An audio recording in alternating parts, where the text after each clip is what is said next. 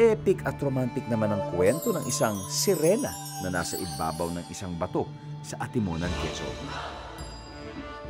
Dinayo ito ng vlogger na si Jonathan Narvaja ang estatwa ng misteryosong sirena na nakaupo sa ibabaw ng bato ay makikita mula sa coastal highway ng Atimonan.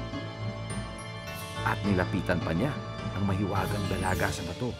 Sira na yung parting buntot nitong sirena. Sayang lang, so sana maayos. Although, simpleng sirena lang to na nandito ngayon sa may gitna ng isang malaking bato, nakakadagdag siya ng atraksyon sa mga dumadaan na mga motorista. Meron po ba kayong alam na istorya tungkol po dito sa sirenang nasa ibabaw ng batong ito? Ang sabi maganda, meron daw sila yung nagpapakita dito. Sa baybayin nakikita ang sirena. Dito niya natatanaw ang mga magkasintahang nagtatagpo. At pag kumanta daw ang sirena, nawawala raw yung lalaki. Mayroon din daw mangingisda na inabot ng masamang panahon pero niligtas daw ito ng isang sirena at dinala sa Pampanga.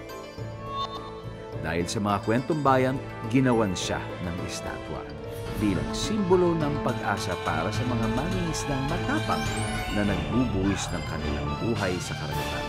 Ang